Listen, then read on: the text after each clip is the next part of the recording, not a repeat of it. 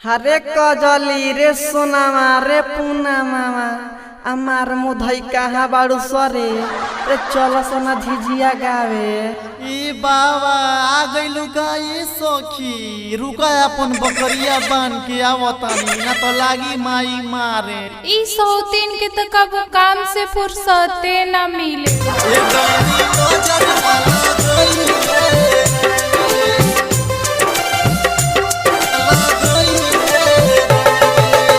Music by Mohan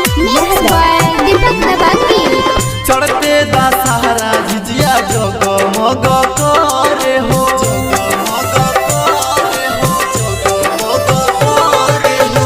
चढ़ते दशहरा झिझिया जगमग करे हो ये डैनी नजर ना लगई है रे ये डैनी नजर ना लगई है रे। बेटवा के खइए अपना भातारा के खई है रे दूसरा के नहीं तू सतई है रे झिझिया पर नजर ना लगई है रे। अरे सखी अब कितना दिन झिझिया गावलाई हो 4 दिन तक गाये लेनी सो।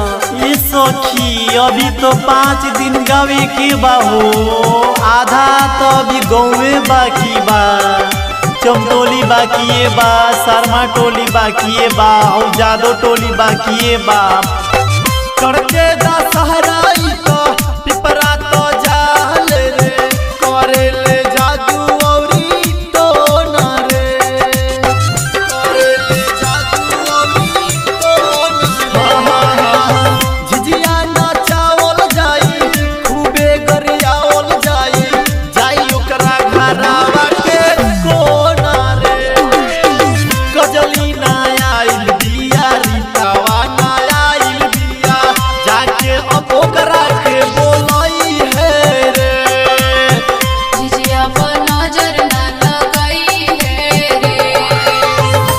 ई सखी है गेहुआ कहाँ रखल जाओ बोरवा तो चाउरे से भर गइल बा है सीताराम बाबा ओझा बाड़न उ मकई देले बाड़न कहाँ रखल जाओ।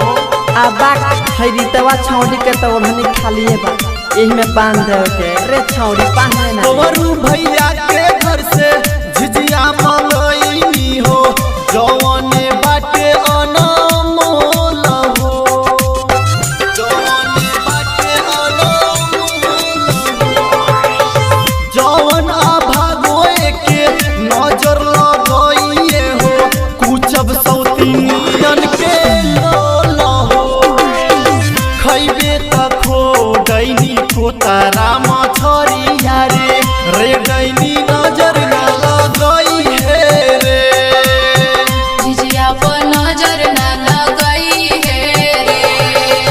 चढ़ते दशहरा झिझिया जगमग करे हो ये डैनी नजर ना लगई है रे ये डैनी नजर ना लगई है रे।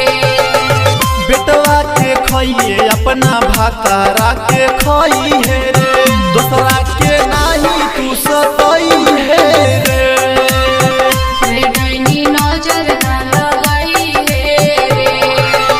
गिटार रिकॉर्डिंग स्टूडियो कदमवा टोला बेटिया।